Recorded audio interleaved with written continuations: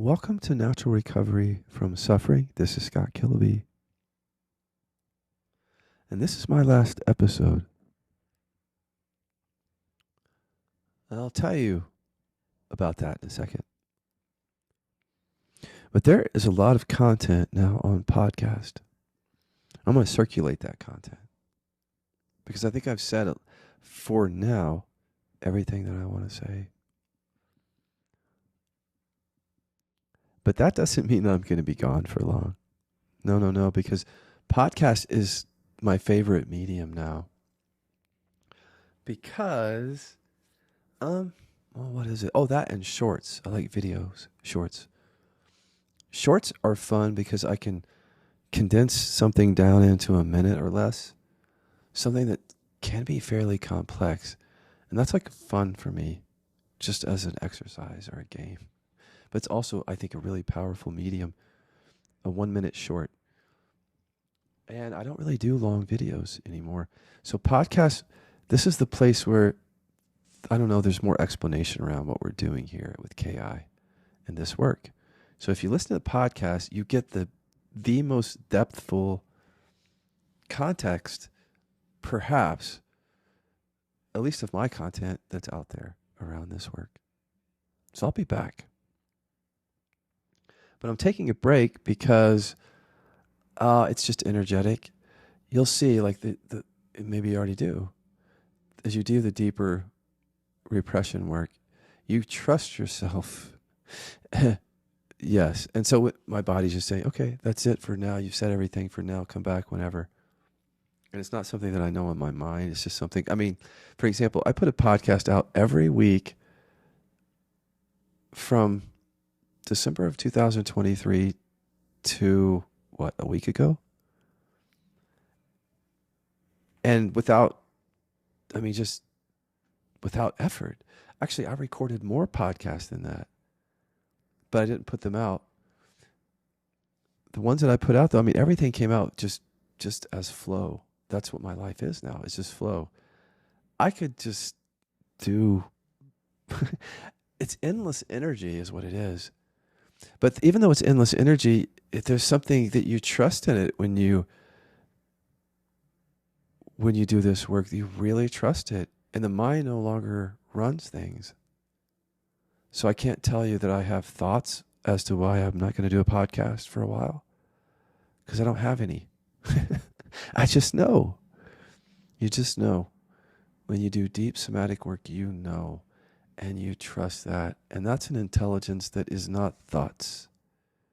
And I never could know that deeper. It's beyond intuition. Intuition, I know what they mean. This is a knowing of what you are and what you want and how you want to move and what you don't want. It's just such a beautiful thing. And no wonder the mind has to be so busy when we're not embodied, because it's trying to overcompensate for repression, for example. It's just trying to keep us safe. So when the mind is in service of just keeping us safe and getting us love, it's just not our friend. But as we do the repression work, we trust what we are. It's not something that you can even point to. I mean, people say, oh, you mean trusting your body? Yes, but like the mind and body are connected. So I know what they mean, though. They mean you're not in your head like most humans, or like you were. Correct. That's another way of saying it. But it's not like now I'm down in my body. I'm like right over here, the center of my chest, slightly to the right now.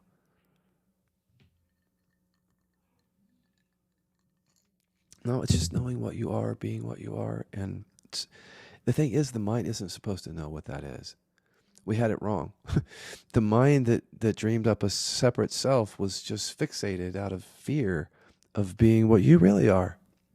When you're being what you really are, you don't need your mind for that. The mind, not for identity. The mind is used for functional reasons or to express, but you know when you know. You know when it's time to end something, and you know when it's time to begin something, or when to take a break, or when to say something to someone or not, because you know that your suffering came from not knowing that and not trusting yourself before. So that's why I'm taking a break. All of that to say that. But okay, I have this Carpenter song in my head now. We've only just begun. You and me here, whoever's listening, whomever is listening, you and I, if you'll stay with me, I have some things that I want to share with you. I've only started. And during the time that I'm gone, I'm going to bring guests on here too. But during the time that I'm gone, if you're listening to me right now, I'm inviting you to go back and listen to, well, let me give you a list of what I think are the best podcasts if you just want to understand this work and what it really is. Not how to do it. Those are the skills that you learn in different ways, mentorship and sessions. Go to Kiloby.com for that. But this is just before you do that to understand what we're doing. The podcast is a great place to come and understand KI. Our tagline is Natural Recovery from Suffering. That's the name of the podcast. This is why I'm doing it. I mean, this is my favorite subject. And I want to bring Dan, my co-developer, on here soon too. Or when I come back.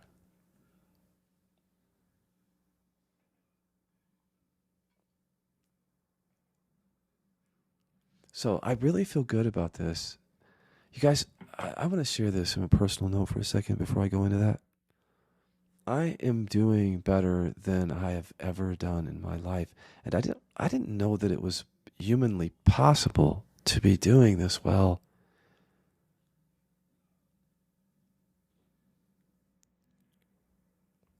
Honestly. And it's all energetic. And it's why I got involved in awakening or sought it out, because I knew it in my system. But until it was embodied, the suffering was still there. And I'm just doing really well. And enjoying myself and being myself. Yes, definitely being myself. In ways that you can't even see. Like, there are certain habits that I have that I don't even care about changing because there's no suffering in them. And when I looked at them, what I was trying to do, I was trying to change them because it still had to do with mom and dad. You know? And when you realize, oh shit, that's connected to mom and dad, and then you process the fucking anger and hurt towards mom and dad and the shame. I mean, we're talking about deep repression work, then that changes.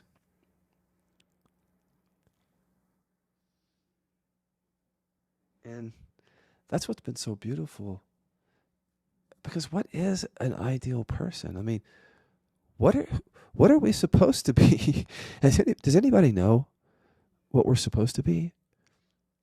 You know, the reason I bring this up is because when I first got to the path, I had anger repression. So I shadowed out that anger repression. I thought that when you awaken, you're just going to be, well, let's see. Let me see if I can call myself out here. Here's what I think I thought back then. When I first started the non-dual path, I thought that if you become enlightened, you would be really, really peaceful. Like, it's exactly like what someone called me before this repression work when I was still in anger repression. And I had the non-dual shift without the embodiment. And I had just that repression there. And someone said, you're like a walking Xanax or a living Xanax. And I remember like there was a little bit of ego pride there, but it was so quiet in the peacefulness that it was like, oh, well, who cares if there's a little bit of ego? I mean, it was so quiet, but it just like this little feeling like, oh, well, thank you for saying that. Because that was my projection when I first started, that I wanted to be that. And then there was someone saying, well, that's how I feel when I'm with you. And I'm like, oh, well, thank you, said my repression, said my buried anger. Thank you so much for acknowledging me that I'm running Scott's life.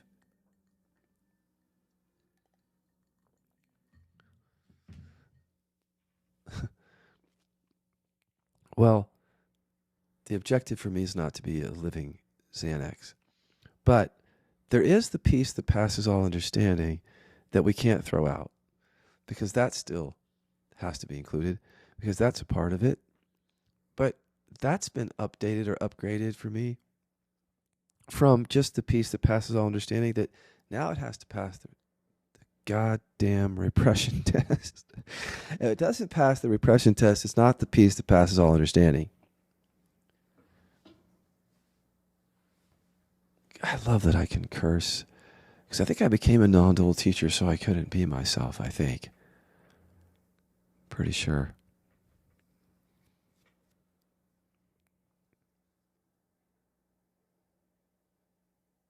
Yeah, the peace that passes all understanding has to pass the repression test. If you don't know what I mean, go to repressiontest.com and you'll take that test to start this work.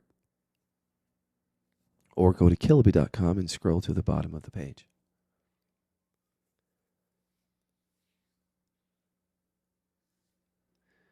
But the peace that passes all understanding by passing the repression test, that just means, look, until I can be at peace with anger, I'm not at peace.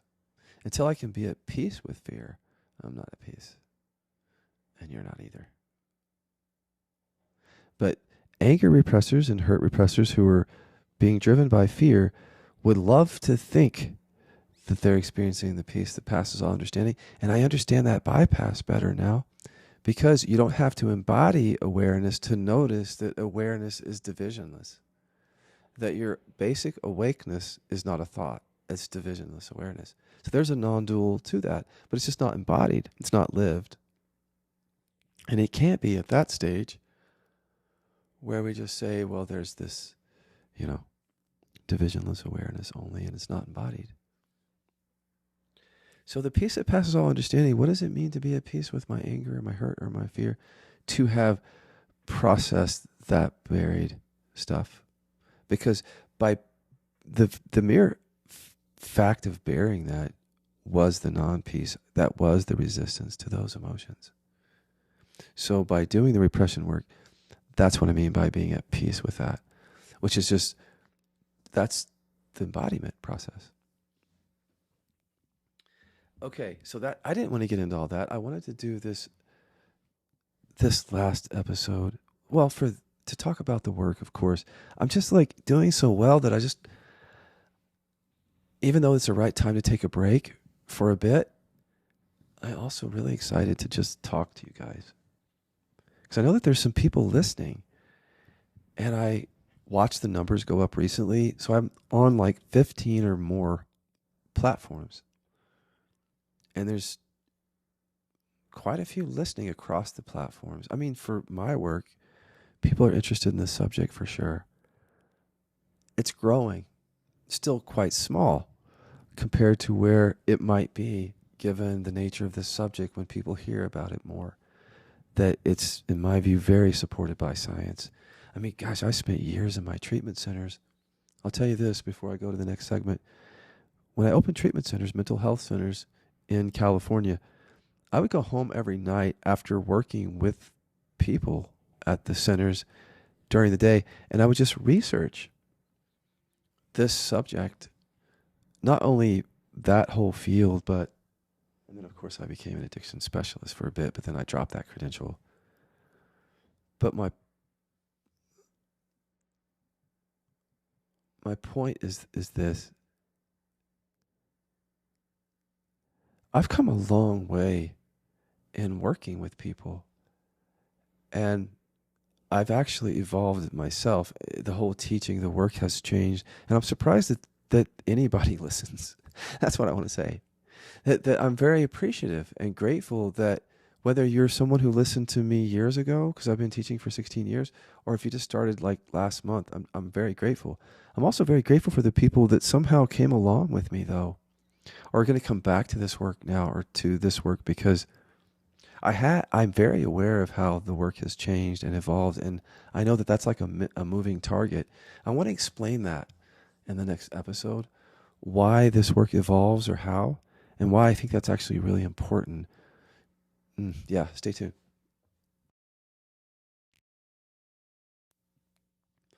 If you're a teacher who only points to presence, that work or that teaching won't evolve a lot because of the nature of that teaching.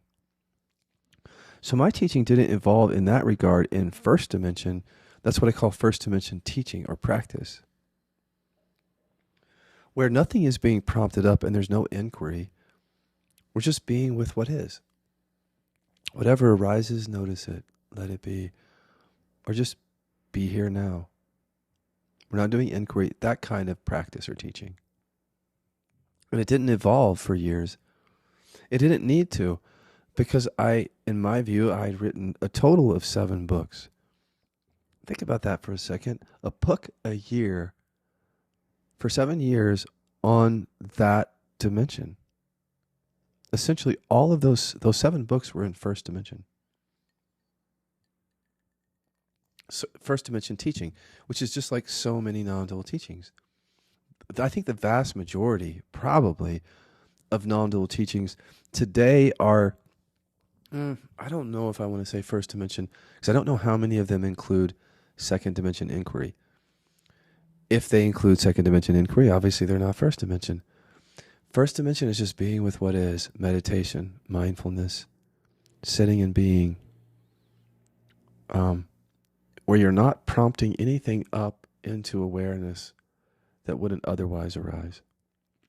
These are dimensions of practice and awareness-based practices. Dimension 2 is where all of that is included, first dimension. In other words, just being with what is, but would prompt things up for whatever reason. There's a whole body of teachings and practices out there that are second dimension. The second dimension practices and teaching that I did were the living inquiries, the unfindable inquiry, compulsion inquiry, those things that were happening back in 2010 to 2014, 15. Those inquiries, which were second dimension, are infused into my 7 books. So, like the first few books are just first dimension, and then the last books have those second dimension inquiries in them. I don't recommend those second dimension inquiries. If you can do third dimension inquiry, because if you're able to do third dimension inquiry, you can get to the root of suffering. You can't get to the root of suffering very well with first or second dimension practice or teachings. And that's the great non-dual bypass, actually, or the great Eastern practice bypass. And so many people don't understand it. How could they? The repression that drives it is unconscious.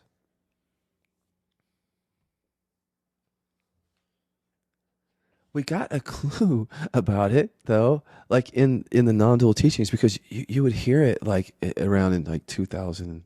I used to hear it a lot in like 2011, 12, 13, just around that people would say, well, if you don't do shadow work, you can't really embody awareness. And because I didn't understand the link between emotional repression and shadows, I still had emotional repression. I agreed with that, but it was incomplete because that's still doesn't get to the repression. But we were on the right track. That's the thing. Is anybody who does shadow work is really on the right track. But you can really bypass with that too. If you don't take it into the body, to the emotional repression that creates shadows. There's the bypass, another way of explaining it. Because emotional repression creates the sense of division and separation. It creates the deficiency stories, identities. It's safer to be not good enough than it is to feel and express anger to my loved ones, or hurt, or sadness, whatever my repression is. So repression creates identity, the separation there. It creates shadows. So in other words, if I hold back anger, I might have an issue with authority. So anybody who is an authority might be kind of a trigger, or I might be drawn to them as a positive shadow because I have emotional repression, because I can't be the authority for my own emotional experience. I can't allow anger. I don't know that's why I'm drawn to authority or triggered by authority. And that's one of the qualities of having shadows, is that you're safe from even knowing that you have buried emotions. And by focusing on the other person, you're doubly safe. And that's what our consciousness is doing, is keeping us safe by creating suffering. And once you really understand that contextually, like that becomes your framework for spiritual practice, then you're on the right track. Here in KI, then we take you right to the root of suffering, the repression that drives it all. It's trauma. For any of you guys who are listening, you're like, is he talking about trauma? Yes, I'm talking about trauma. But that's a term that I don't use as much because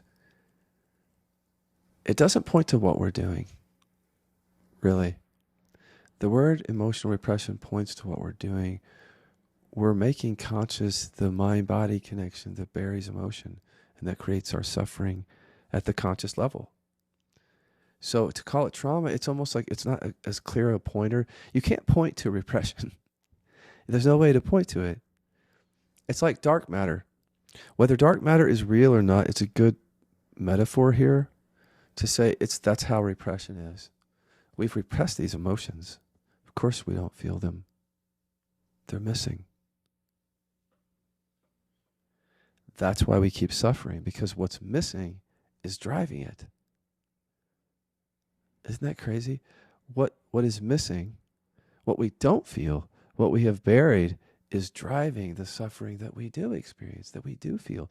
So one of the classic bypassing scenarios that I've found is this. A person who feels sad or hurt a lot, in spirituality, it's a common archetype. They're often, okay, let me build a little profile. I don't like to pigeonhole people, but you might know somebody like this, or you might have some of these qualities. Someone who comes to spirituality because they're hurting, they're in pain, they're sad. When they get triggered, they feel hurt. They might lean towards wanting more vulnerable relationships.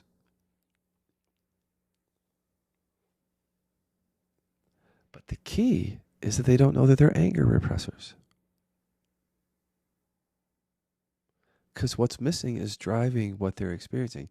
So when they come to spirituality, it's often because they're feeling that sadness or that hurt. And that's what's visible that they're conscious to. And so why wouldn't they come to spirituality? To deal with the suffering. That's the suffering. You know, that's me in a way, not totally, but when I would be triggered back with anger repression, I wouldn't be angry. That's what I wouldn't be. That's what was missing. And so what I might feel was hurt or something else that was safer. And so I came to spirituality wanting to deal with that, including the identity, the deficiency story that would come up. I'm unlovable, like I'm not good enough. Also safer than feeling and expressing anger. And that's why it was coming up. I didn't know any of that then. I was unconscious to the root of suffering, like so many teachers even, and just pointing to the visible suffering coming and going and saying, that's not you. See how there's an awareness to which all that comes and goes? The visible thoughts, the visible feelings, the things that you're experiencing, they come and go to quote unquote no one. It's true, but they're being generated from an unconscious repression that's like dark matter in our bodies. And it's actually felt as the sense of contraction or separation, deficiency and lack. It's almost physical, actually. That's where we need to focus. There's the core of separation, the body. And so naturally on a spiritual path, that's the last place we want to go. Because that's where we don't want to feel stuff. And many of us came to the spiritual path so we wouldn't have to feel that buried stuff. We just didn't know that. Because again, the missing emotions are driving the suffering. They're driving the seeking to end the suffering. And so many people don't know that. Or if they know it, they don't know what to do with it. All right, stay tuned. More coming.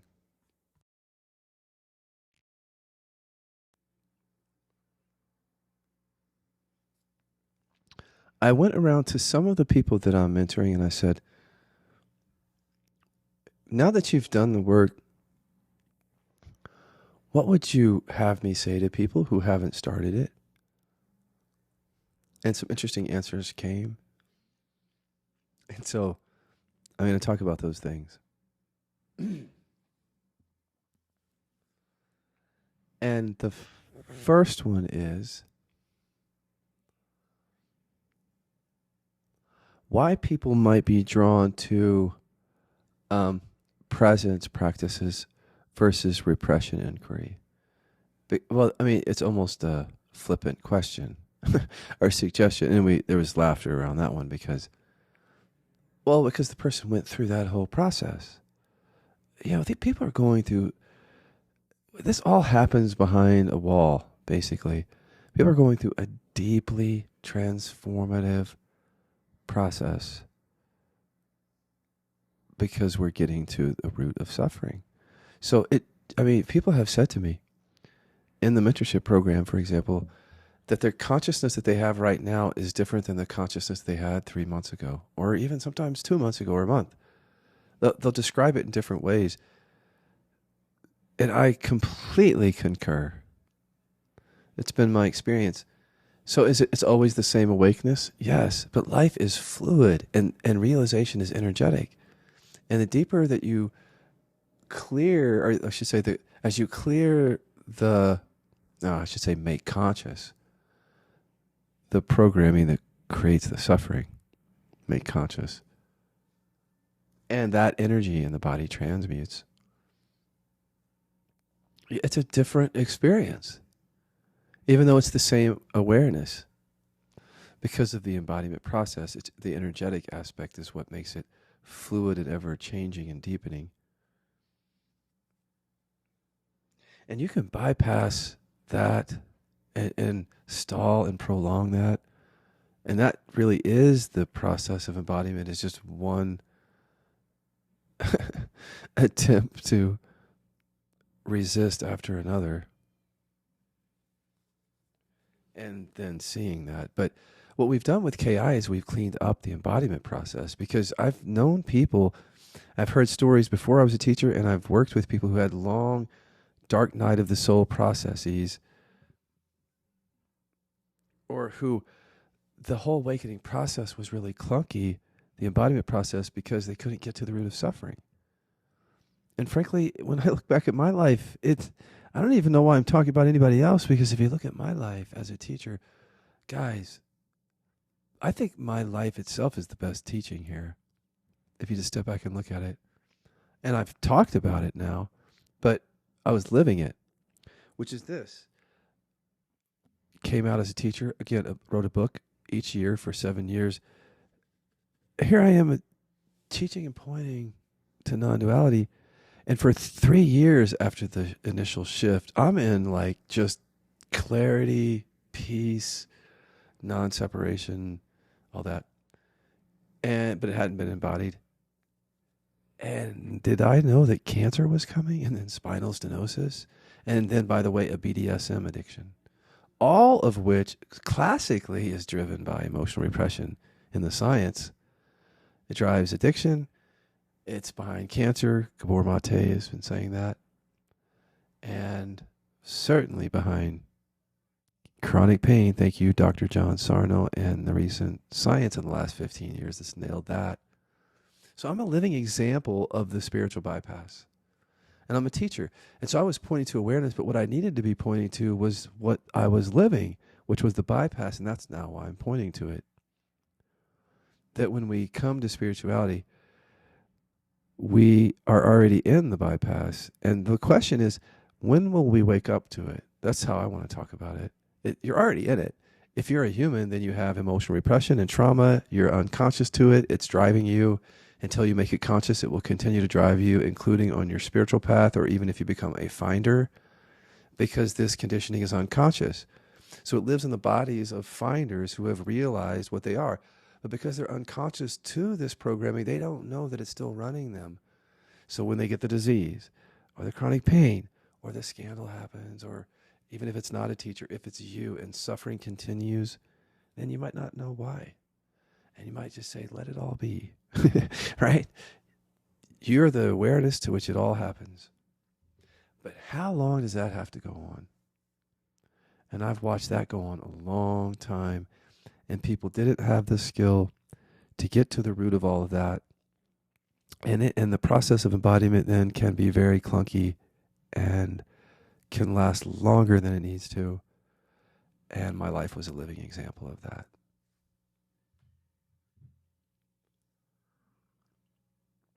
So now we reverse engineered it, turned it inside out, and said, if you come here, what we're going to do is we're going to get to the root of suffering first, because that's what's driving the suffering. And we're going to make that conscious. And along the way, you're going to have to recognize the awareness, because you can't hold this. That's what I was saying to the people that I'm training. It was a group this morning, and we met so that I could catch them up on mentorship, how to mentor people with repression work. And that came up this morning.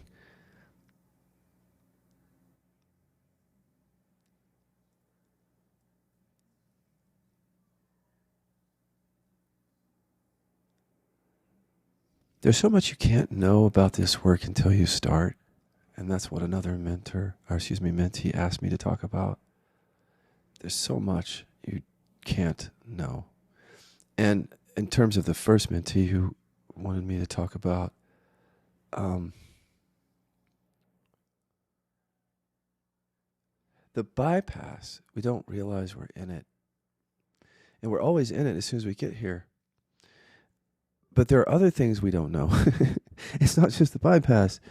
It's like the bypass is just what we're doing in spirituality. But then when we find out what's going on in life and relationship, it's a complete game changer. When you do this work, that was a shock to me, actually, because I could see how this corrects the bypass because it gets to the repression. I could certainly see how it took my chronic pain away. But I didn't understand how it gave me my power and my not my as in separation, it embodiment of the qualities that I couldn't have, that are qualities of presence that I couldn't own because they were too scary or too beautiful. And so I repressed them.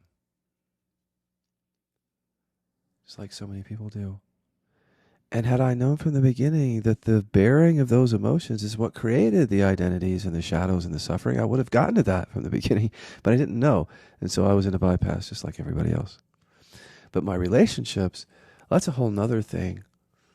My life, I mean, if spirituality doesn't touch into every relationship and into your life and your whatever career you have or whatever, then it's not authentic. It's not mature. It's just an escape, probably, in some way. You're just finding some states, maybe, that are nice on the side, right? Somebody said the other day, sometimes you can sound kind of harsh and judgmental. Well, or either that, or I'm just being myself. In spirituality, people can't do that. That's another way of thinking of it. I'm serious, because there's a lot of anger repressors in spirituality that if you actually share even strong opinions or thoughts, you've done the devil's work. You're doing the devil's work. You're the devil. Because, okay, this is another, I'm sorry, I got this list of things here, which brings me to this point here, another mentee brought up, which is, it was again part of the bypass question. They said, why do you think you got into spirituality, Scott? And I sat with it for a couple of days. We were talking about the subject of this podcast. And they flipped the question on me. They had a question that they were going to give me their answer of the subject to talk about, but they wanted me to answer that first. Why did you get into spirituality? It's a brilliant question. This is somebody I'm mentoring. This just wise beyond their years too. It's an amazing experience to mentor this person. So I sat with it because I felt like, well, if you're going to ask me such an esoteric and kind of vague question, I'm going to actually sit with it because you weren't very specific, and I'm going to honor it because of that, because it must mean something to you to keep it that vague. That's how I saw it, because it felt pretty vague to me. Why did I get into spirituality? I mean, I was suffering. Isn't that why you were? Oh, yeah, that's why I was. But I sat with it longer. And when I really look at it, it's because I didn't know any better. The right spirituality will take you right back to your life to show you how you're running away from it. And it will be integrated fully in and embodied into your life and relationships, as I've said. So I was running away from life like so many people do, and away from my own body, from the anger that I buried, and the anger repression was driving the seeking to get away from all the pain in relationship and life. And I was coming over to this thing called spirituality, which is this construct. That's how I see it now. Although it's a beautiful one. Truly. Thank God for that, those constructs. That's all to me that spirituality is like this pointer to say, you're running from your life, and I'm going to create this concept of spirituality so you can figure out why you're running from your life and then eventually get back to it, because this is just a pointer here. This word spirituality or awareness is just a pointer here. Non-duality, because if it doesn't bring us back to our life, our experience, our bodies, our relationship, if it doesn't bring the end of suffering and real transformation, why the hell are we doing it? Oh, that's what I was going to say. One of my mentees said, or somebody said, you can be kind of harsh. I wanted to answer that real quick before I get to why I got into spirituality. Because I think I brought that up. I have so many things I want to talk about. Sorry, guys. But I can be harsh sometimes. Yeah, I explained a little bit maybe, or I have before when people have said that or different words. I think that what you're hearing is when you hear in my voice the harshness,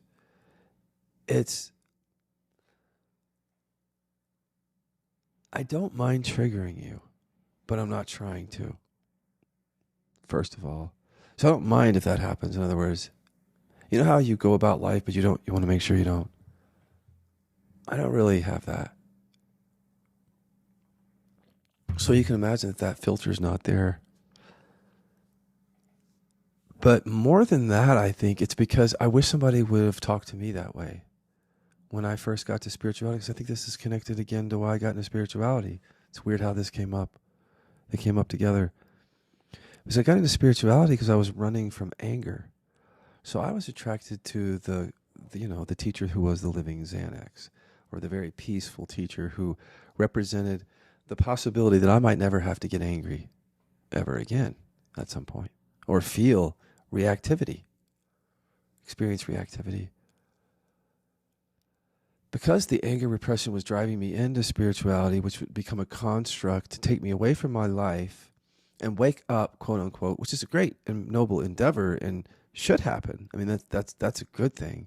But it's funny how we create this thing called spirituality when really the waking up needs to happen in our lives. I mean, it's difficult, obviously, because we're so unconscious, but I want to hope to get back to that subject. Is why I think it has to happen in our lives, because that's where it goes back to. So the question is, why do we create something called spirituality that's separate from our lives? So the reason I got into spirituality is because I didn't like my fucking life.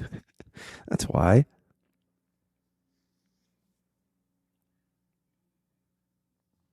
I don't think I liked I think I was willing to give it all up. When someone said what awakening was, I was like, well, I don't think there's anything that I value so much. And I was wrong about that, by the way. I valued holding on to anger and other things. I value those things more, at least at the unconscious level, than anything else. But it seemed like at the conscious level, and this is the bamboozle right here, this is part of it, where we tell ourselves things. Like, oh, I want to wake up. But at the unconscious level, it's like, I just don't want to feel anger. And I can't get angry. I can't be myself. So if I wake up, then maybe I'll find out what I am. But it's a bypass. Because how do I find out what I am if I can't open to a basic emotion here that I've buried, which is producing the false identities? Oh, shit. When you see all this, I don't know if you can hear that. But that's why I say go to the repression from the beginning. And that's why I sometimes speak harshly or directly, because I wish somebody would have said that to me. But the real reason I guess I got into spirituality, now that I've done my work, or not the real reason, but because I was run by anger repression, I didn't like being triggered, just like you. So that's one reason. And spirituality offered a way to allow the reactivity. Okay, I'm about to lull you in. Get ready. See, in your life, you can just allow all reactivity. Whatever arises, whether it be thoughts, feelings, sensations, you can just allow all that. Even if it's a very strong reactivity, just let that be. Or if it's whatever it is, the ego, as we say. Just be and let everything be. Now see how I can't keep doing that, because that's the lulling in of the meditative voice of which is actually very helpful when we're just sitting and being in like first dimension. As I mentioned, first dimension, pointing, just being. It's also very regulating to the nervous system to just point to allowing everything to be and being. And that's helpful to trauma. It keeps us safe. It is not helpful to us with regard to ending suffering. It is unhelpful. It is momentarily safe, comfortable, expansive, settled. The root of suffering hasn't been dealt with in that kind of pointing, usually. So I lulled you in there to say this. One of the reasons that I got into spirituality is to deal with reactivity and triggers, or from triggers. In first dimension, I would just allow reactivity, like you. Whether you call it first dimension or not, it's first dimension is that ego thing that comes up, the thoughts, feelings, sensations, just letting those be. Noticing, observing, not questioning them with any inquiry, just noticing, observing, allowing, seeing that it all comes and goes to awareness. What my 7 books were written about. All in avoidance of buried anger. Or at least unconscious too. Because now I understand and I can answer this question from a different angle. Why did I get into spirituality? When I was a little kid, I couldn't defend myself. That's... Does it get any more honest than that? I mean, I guess I could... I've told you guys everything. Pretty much. I could never defend... Well, no, that wasn't even true. I couldn't defend myself up until age 40... Probably age 49? I'm 54.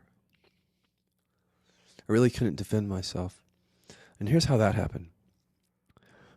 When I was a kid, I buried anger.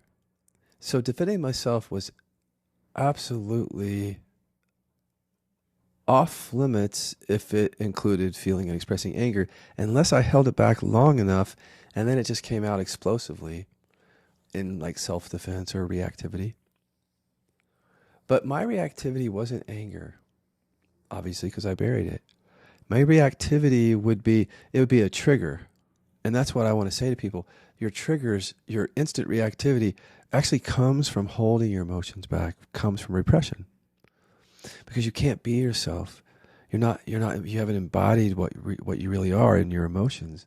So when you walk around in life and people say things, we have to react in that way if we don't know what we are, because we can't say, no, that's not true.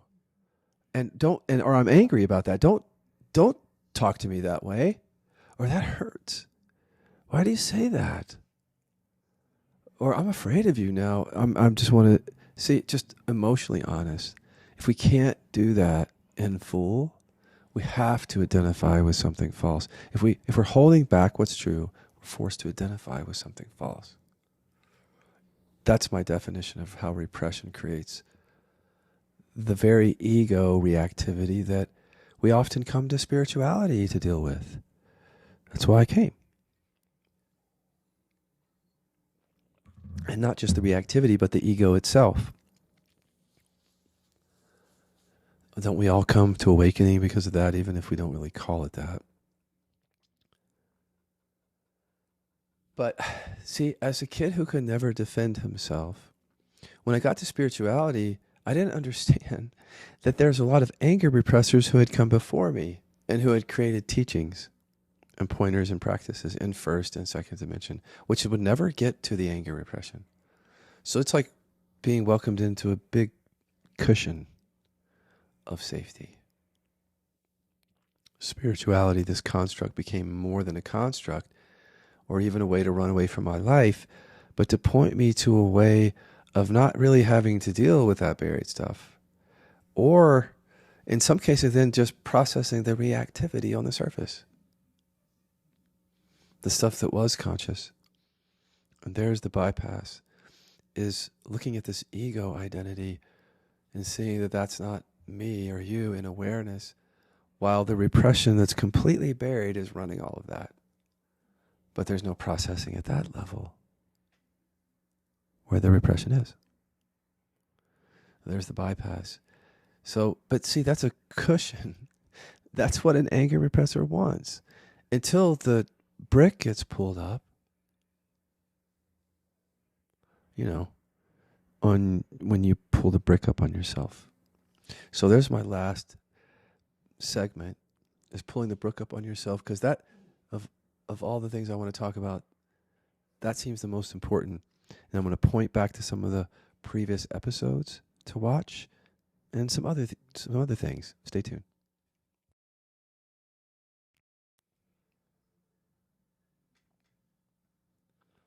So picking up the brick on yourself is what I meant, which is just making the unconscious conscious. Just imagine picking up a brick, and under that is emotional repression. And everything that you saw before picking up the brick was just safer than what you had buried under the brick.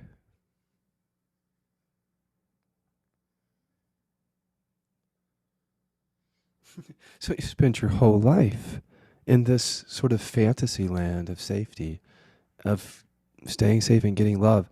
And everything that you do at that level is for safety. But you don't know it, because the repression, which is hidden, is driving all that, as we said.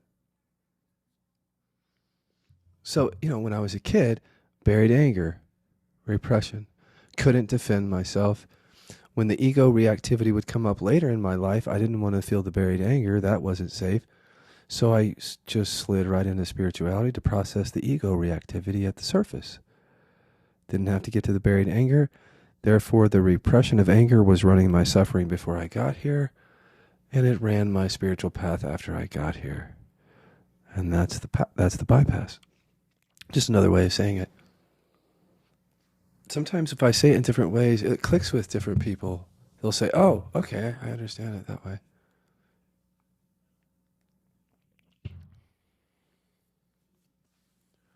But for people who repress hurt or sadness, their bypass would look similar. The structure would be the same, but the content would be different. In other words, they have repression running things. I've fallen in love with many of you. You're my shadow.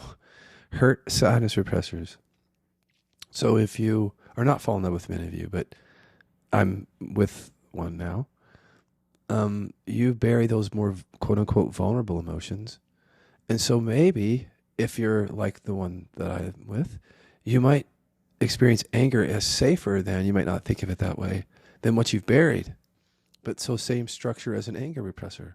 You have repression of hurt and or sadness, and then anger comes to the surface when you are reactive. But anger repressors wouldn't necessarily feel anger, or certainly wouldn't express it.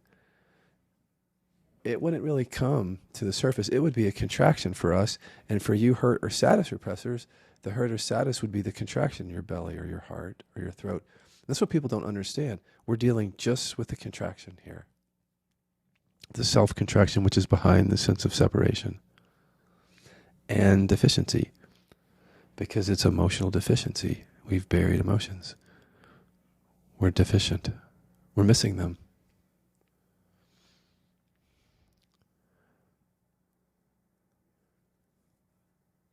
This is just different ways to look at picking up the brick.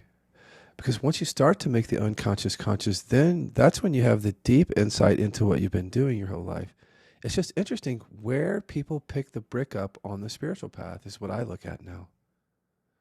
Because the people, I meet people who are just new on the path and just innocently like following the teachers that are like giddy and joyful and don't tell you about the cancer that killed 3 teachers before that. Or, you know, like they're just still in that stage where it's that honeymoon stage with non-duality. Where, you know, how it is. And, you know, they're not going to necessarily going to want to hear about the root of suffering because they want to skip over that because the repression is driving them still very, very unconsciously. They're in that bypass. But then, you know, later on, if you hang around for a while and the suffering continues, people start to become more open to what we're saying here. Unfortunately, some of us have to get diseases and chronic pain, and some even have to die because of this. This is a really important topic, actually. But until you start picking the brick up on yourself, you will experience suffering, as I've said before, in different ways. You just have to notice it. So another aspect of this is just hearing that. Like when you were a kid, well, I want to go back to anger repressors real quick because I hope you heard that. The ego reactivity is not your problem. You don't have a problem. You have repression driving that ego reactivity at the surface to keep you safe from what you've buried. Hurt and sadness repressors, if you can experience anger or whatever you experience at the surface, that's safer than what you've buried. That's why you're experiencing it at the conscious level. And we all experience, no matter what repression, and some people repress all emotions.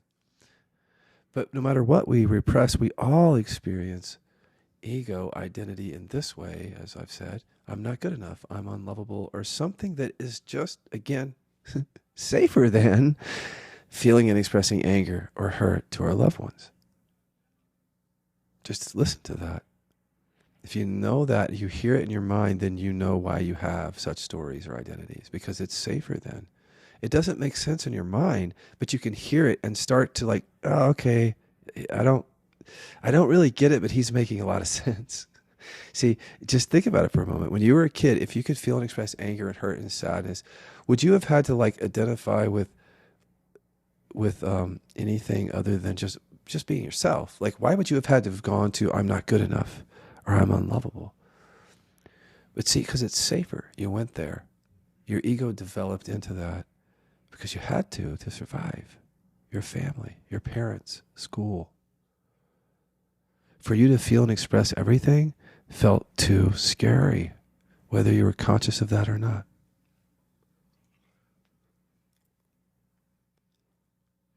So you identify with what's false, because if we hold back what's true, we're forced to identify with what's false for the rest of our lives until we start picking up the brick.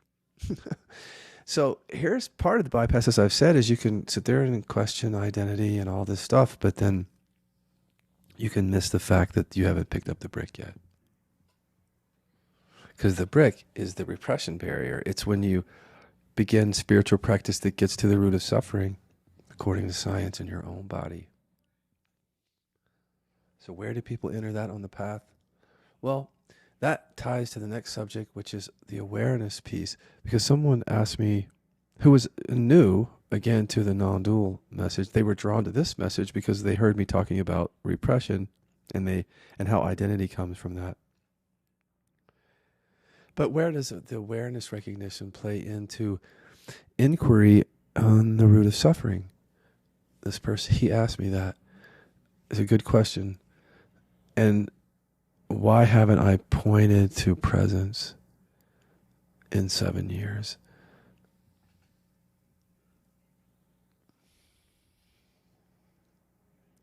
Much at all.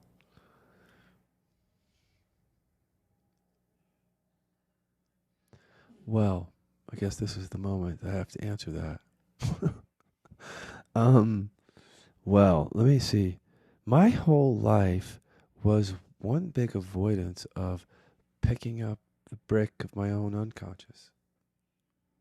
And pointing to presence was part of that unconsciousness.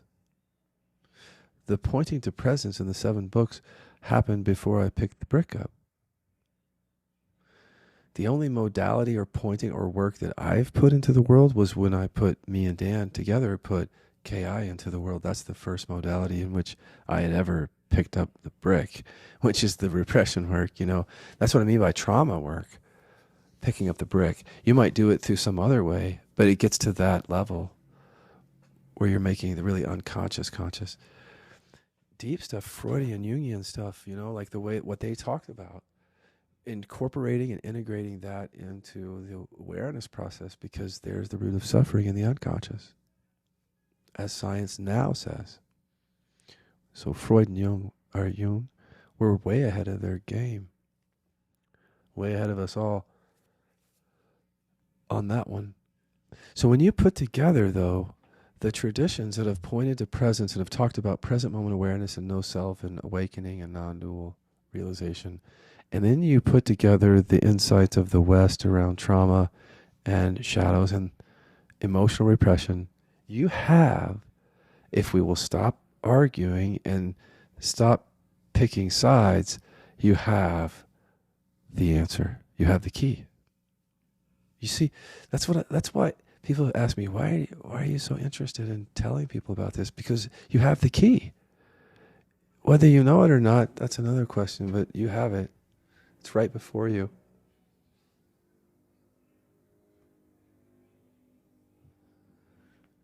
And it is the awareness piece, so to speak, and inquiry that gets to the root of suffering. After all these years and centuries of listening and learning from these great traditions and these researchers here in the West, I feel like if you understood how rich all that is, of all my criticism of non-dual teachings and teachers, because I had to pick up the brick, that's a rich part of this work. This is very much a non-dual path of inquiry to me. Don't argue with the word path. I mean, you can. But what I say with this work is that when you have energy on a word, there's your repression. The word is scaring you. That's why you have energy on it. You have to find out why. Because words are not a problem. They're all empty when you get to the root of suffering. But if you don't get to it, then you'll think certain words are off limits. You know what I mean by that, right? I mean that. That's this path, because I wanted to explain it. It's a non-dual path of inquiry. It's an embodiment path. So the way that we look at it is that, you know, we create our own suffering from the unconscious body. There's no independent, separate world out there. We're just dreaming it up. There's our shadows, our identities, our defense mechanisms, our shutdown, our freeze, our political activism, our politics, and everything. That is our trauma. There's no world out there that we could agree on or see.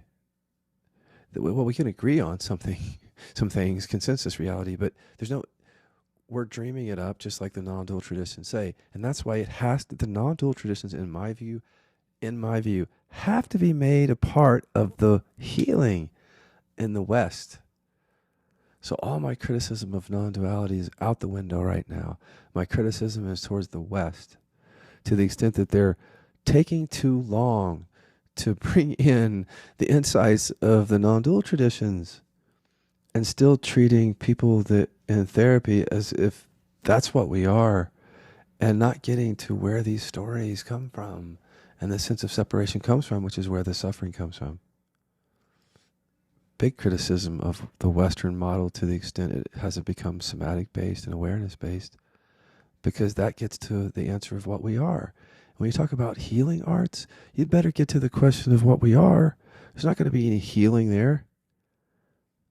How are you going to do that when you don't know what you are?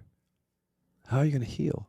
That's what I say to the West. And then what I say to the East is, how are you going to embody awakening without doing what they're doing in the West? How are you going to do that? You're pointing to presence, but you're not talking about the unconscious much in the East. And here's where people will come up and say, my teacher does. And then I'll say, send your teacher stuff. And I'll say, no, they don't. Or they do. But don't be just reactive. Or you can be reactive, do whatever you want. But whatever happens, happens. But listen if you can. Because this can be a good thing to hear, is that when you really see those of us who are interested in non-duality, because I have deep love for the whole traditions, all of them. I've had a taste of many of them. But we need to be very self-reflective within those traditions too, and understand that there's a limitation in a lot of those practices and pointers, which I hope I've illuminated on this episode and others.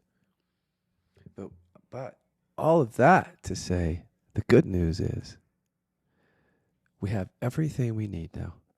If we'll stop thinking that it's one or the other, and it's both, that the non-dual traditions, and I mean all of that really, as long as it will take the criticism that it misses the unconscious and the repression, just like we've talked about, and Ken Wilber is always talking about, and then it'll start paying attention to science, which is a Western thing, and pay attention to trauma research and other Western things. And then if the Western model, or whoever does these things, me and you, because they're not, the models are just thoughts, concepts, but me and you, those who engage in these things, if we'll see the limitation in the Western models, because they're not awareness based quite often, sometimes they are, and so they're still operating on this notion of I'm a separate person and believing the conditioning that's being created by the repression, and not even questioning that in some cases, and instead just questioning beliefs and things that are safer around all of that. There are some therapists that get deep into somatic work, trauma work, and repression work, and that's different. But there's the limitation there. And so, but when you bring the two together as just, now let's talk about people, you and me, forget models in East and West. I think what this means is that when we come, before we get to the spiritual path, or maybe on our way here or when we get here, we become educated as to these things, so that when we enter the stream of even recovery from addiction, frankly, it's the same thing, that we come with an integrated view, and we know that, well, here on this left side, I've got the East, so to speak, that's pointing to what I am ultimately, or what I'm not. It's offering the deepest freedom. At least it's offering that. Whether it delivers is another thing, but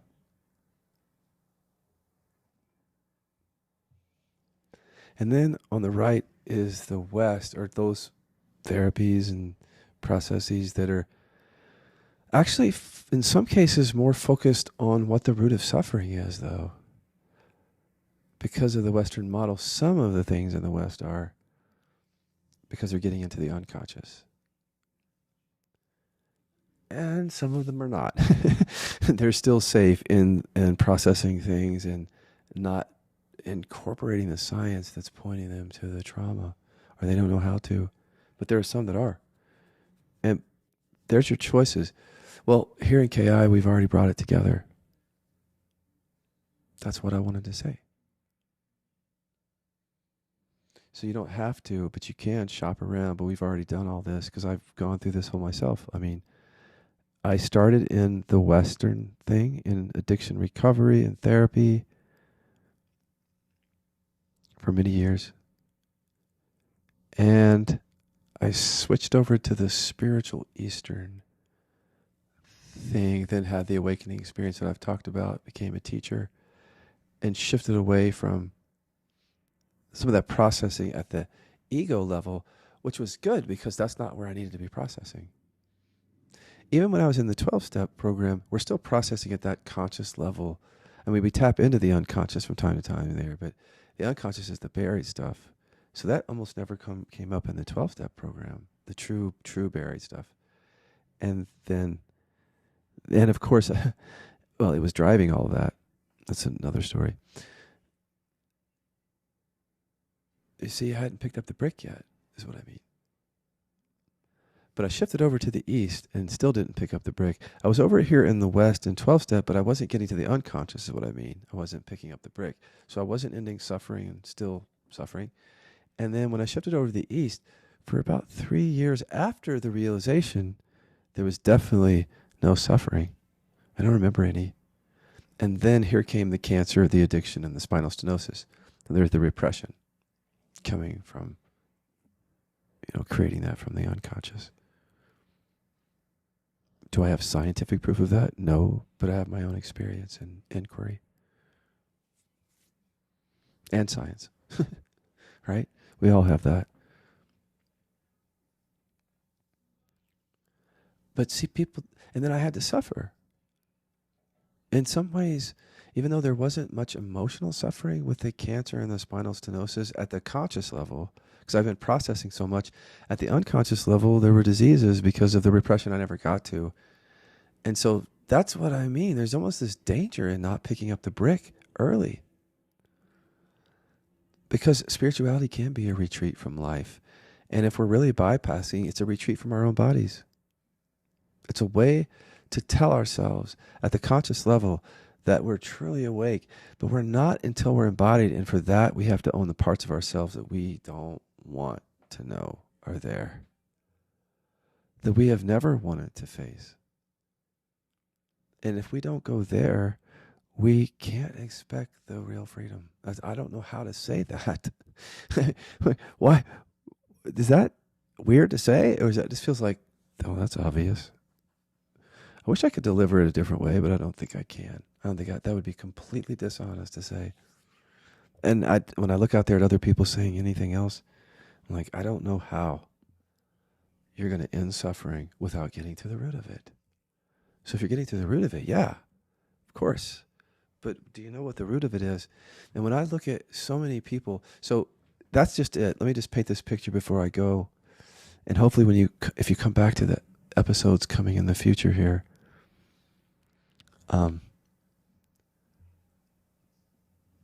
it'll come probably sometime this summer.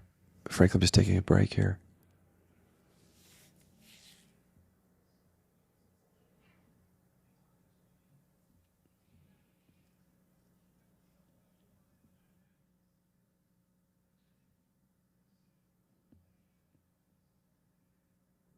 I want you to think about this metaphor of picking up the brick on yourself because you're unconscious to the repression. So if you don't think about it, this whole subject could go away. If I'm your only lifeline to the subject on the podcast, for example, I want to give you something to contemplate instead while I'm gone, which is to what degree have you picked up the brick in your own life and your suffering, which means, are you at the repression level yet in your processing? And before you try to convince yourself because the mind tries to keep you safe, really do an inventory of what you're doing. Because look at what I did. I shifted from the West to the East and never picked up the brick. And frankly, I kind of used the Eastern thing where you don't pick up the brick of repression in the East. I used that, my unconsciousness did, to stay safe from what was buried. So what I'm saying to people, you have the key. If you're willing to pick up the brick, what that means is, we'll get back to that in a second. It just means, I think a lot of people come to this, maybe, not everybody though. Some come with an interest, which is a good interest to have, in awakening to what you are, and to waking up, to presence. Because I've written 7 books, or you know me as that. And that's a fine and great endeavor, and that's what this work is about. But, see, from the beginning you have the key, and from the beginning you have the key here, and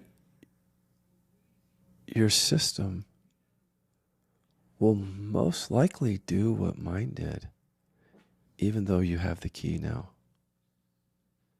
Because I'm not assured that just because KI is in the world and that people are exposed to it, that they will get this part of it. Because once you get this framework, even if you leave KI, you're going to want to you're going to want to bring that East and West together in your life, because you're not going to want to just go meditate and avoid the unconscious, right? And you're not going to want to just process like trauma or unconscious and avoid the fact that awareness is the basis of it all, or emptiness. See, you bring them together. But KI brings them together. But because it brings them together, it does repel certain people who are interested in awakening, because they came to awakening like me to not feel the buried stuff. Right? So you have to contend with that. That's why I talk so much in these 1-minute shorts on social media or here, to just let you sit with it for a while and hear all this context and look at your life and see how suffering continues no matter how you try to regulate it. I mean, you have moments where there's clarity, but where's the end of the suffering, and why is it still coming? Because you're not getting to that level. I'm telling you. This is not a promise to just live a perfect life where you'll never have a disease again, because I could get a disease tomorrow. It's not that. It's that finally you could pick up the brick, which means that I think this is what awakening was supposed to be. My last thought here with you is this.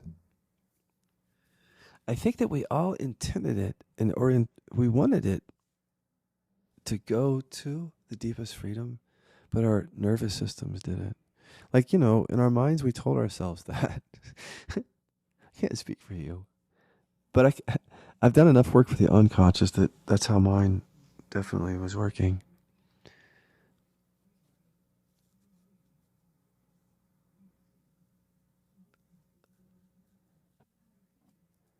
We wanted the deepest freedom, but our the unconsciousness didn't. It just wanted to keep us safe and get us love and approval like it has since we were kids. And until we pick up the brick, until we made that conditioning conscious, or until we do, there really isn't going to be that freedom that we think we want. Or that love, or that connection that we're looking for, or whatever that is. We may think we have it, but there's no end to the depth of freedom. And so I can only say that because you can access states of peace and have realizations and look for the remaining suffering. Between now and the time I come back on podcast, just look for the remaining suffering in your life. And if you've been listening to me, you don't have to trust me, just trust that suffering, and you can still take the test while I'm gone. And get on board with us here in the next couple of months, because we're about to create the mentorship space. We're turning the members area into a mentorship space so we can help people more in both groups and one-on-one learn this work and do it in their lives. That's one of the reasons why I'm stopping the podcast for just a little bit, so that we can create and open that. And so let these next few months be this, if you will, if you wish. And if you haven't started the work, contemplating how you might be like me or the shadow of me. And that pretty much covers everybody, I think.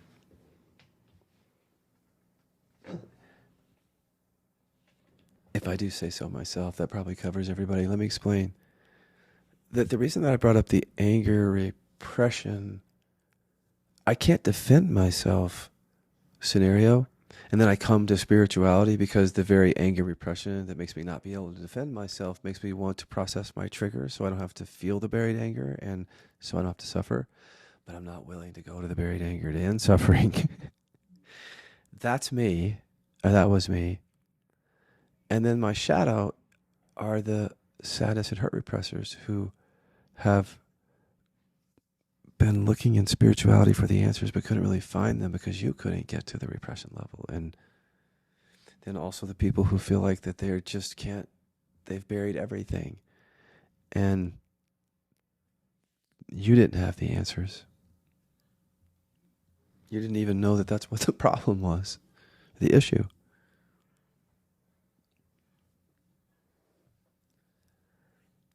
So I guess before I come back, I want to just leave everyone who hasn't started the work yet with a couple of things to sit with beyond just have you started to pick up the brick? Have you gotten into that place within consciousness that's creating it all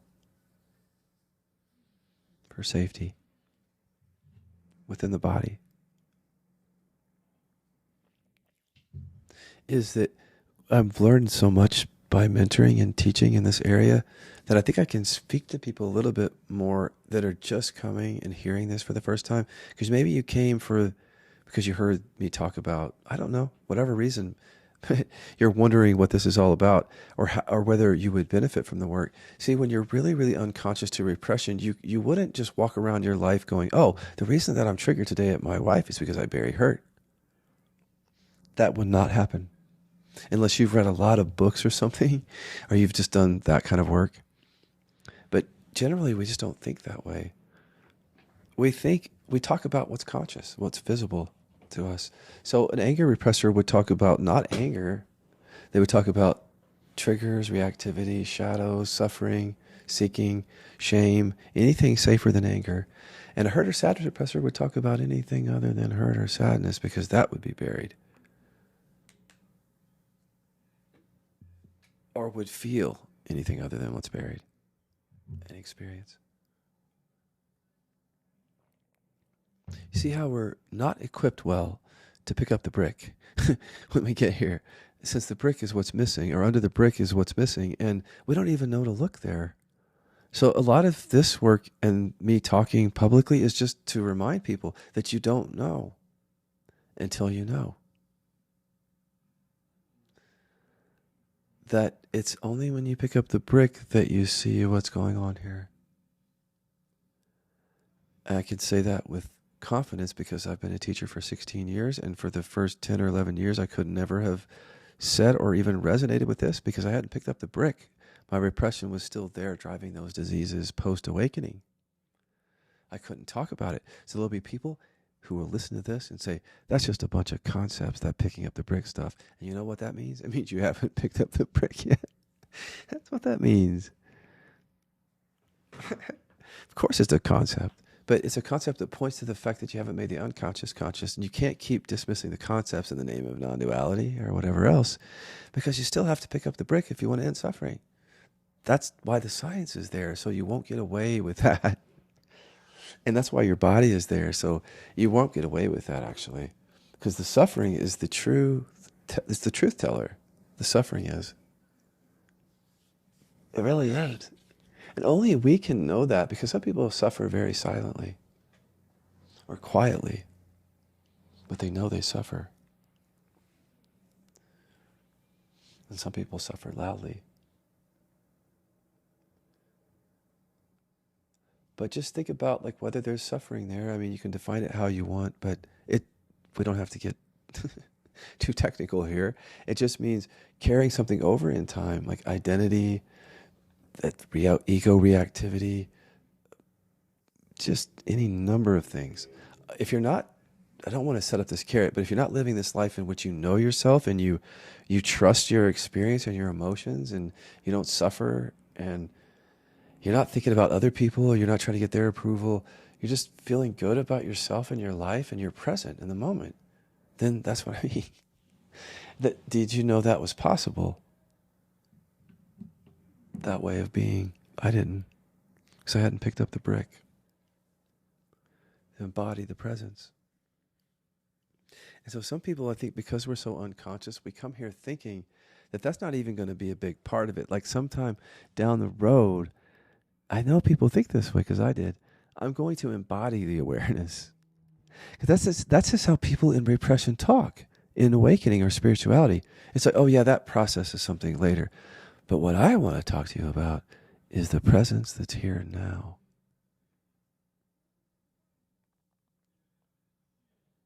But the thing is those are the same thing. See, don't be fooled by teachers who say, don't talk about the trauma, I just want to talk about the presence, which is here now, because the repression is here now too. And it's driving everything that you see coming and going in presence. That's how critically important it is to the equation. And to say that the embodiment process is something that happens down the road is what minds do to stay safe from what's buried. And that's okay. But if you don't call it out, you don't pick up the brick, why do you expect that suffering to end? See what I mean by, like, I talk about this. Maturity on a spiritual path is where you start picking up the brick and calling yourself out on how you create your own suffering. And until you start to take ownership, you'll keep suffering. I don't know another way. I don't know another way. So I say, start early. You have the key. You have KI. We've put it all together. The awareness piece is here. So here's my last topic, and I promised a mentee that I would answer this fully from my perspective. Which is, where does this pointing to, and including first dimension, pointing to presence and just being and allowing things, where does that fit into this? With inquiry at the level where we're creating suffering. Where do those two things fit together? Well, my friend, that's the East and the West. See, that's the key. I just explained it. Well, to that mentee who's listening, I wonder if he figured it out. That I was talking about, I was answering it already. That when you bring these two things together in your context or your framework, every day of your life, these two things are together. That you hear this message and you go, what Scott is saying is, it's not just about the presence. It is, but if the presence isn't embodied, then the suffering continues. Those two things are together in that. The East and the West, the awareness and the processing at the repression level. You're already here. You're already in the context when you get here. And you're already in the practice too that brings about the realization. But how it happens for each person is going to be different. And because we're working at the repression level, what's happening, I'm noticing, is that awareness is just dawning on people more. Like the sun rising, or the sun rising, really. It's not a discrete event for some people. It's because you're getting to the root of suffering. It just feels sort of, I don't want to say safer, to just be what you are. And so the nervous system, as the unconsciousness is made conscious, it's just the pointing to presence or noticing presence is just much easier. The unconscious conditioning isn't trying to run away from this in the same way. This presence.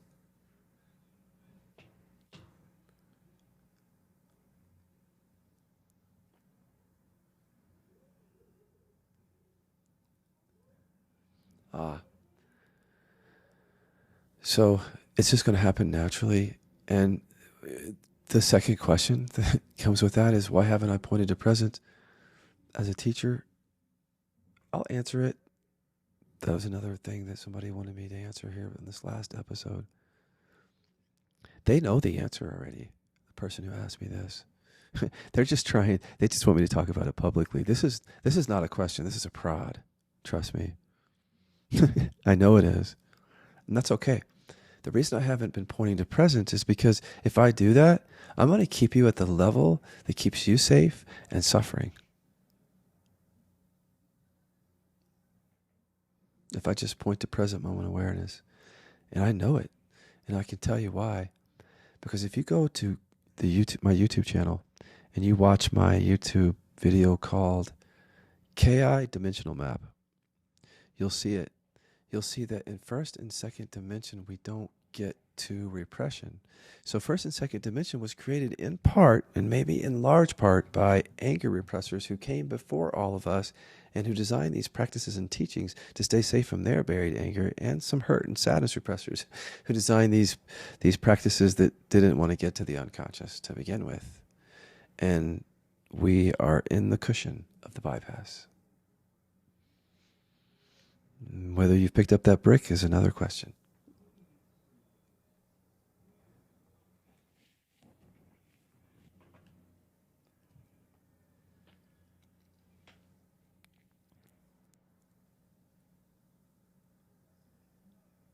I mean, KI is the way out of that bypass, but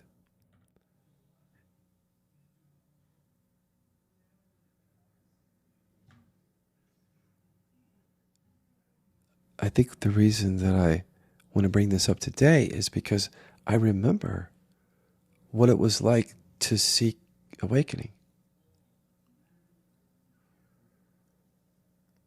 And I honor and respect that, because it actually just sort of took over my life for a couple of years, actually, before the shift happened.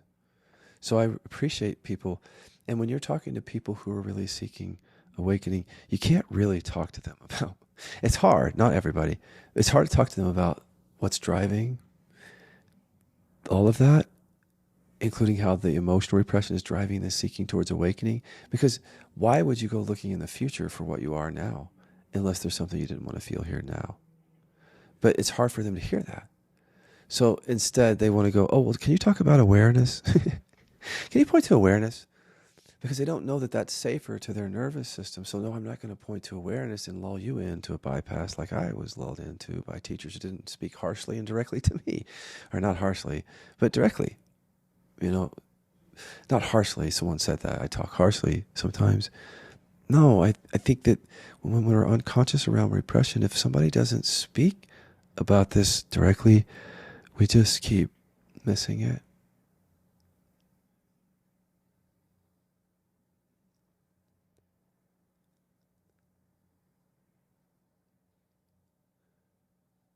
I don't think I have any interest actually in getting you to turn that seeking energy towards learning tools that get to the root of suffering to end suffering. I don't think I have any energy around that. But you might, if you don't want to suffer anymore. You might wonder why you seek it so much if you're hearing me. And you know that the seeking, especially if you've done our test or any of our work, and you know the seeking for awakening in the future is a distraction from the buried emotions now, which is exactly what you want at the unconscious level. You might be wondering why you still do it.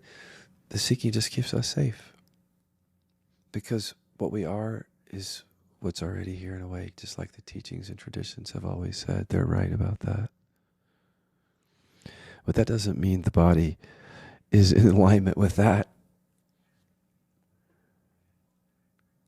So even for those of you who are rushing to awakening, or who are going to go to those teachers who point to presence and away from this work, remember that, because it could save you some time and keep you from prolonging suffering if you hear that the stuff that's coming up to your awareness when you sit with those teachers is all safer than what's buried, unless those teachings and practices take you to picking up the brick and getting to that conditioning.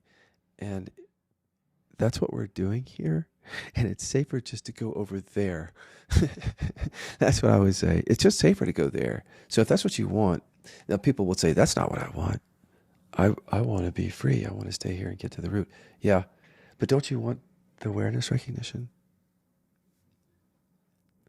See, that's not just your mind, that's your nervous system. For those of you who say, yeah, I want that. What you really want is to know what you are. You want to know that you are this now. You want to recognize it right now. On some level, that's why you're here. That's why you go to these teachings or practices, right? And you know that it's here right now. It's what you are. You're awake now, or you are this here. But the interesting thing, if you take a look, is why do you seek it in the future? Just if you really get this, you might come and do this work, actually. You do that because that's a distraction from what you've buried. And what you've buried is buried, so you don't know that that's running that. If you knew that that was running that, if you were conscious, then it wouldn't be happening. If you were actually conscious of it, you're not conscious to it. That's how the seeking happens. The seeking is great because it can finally turn us towards the subject, at least, if not in the right direction, because the future's not it, but turn us towards the subject that we don't know what we are, and that's why we're suffering.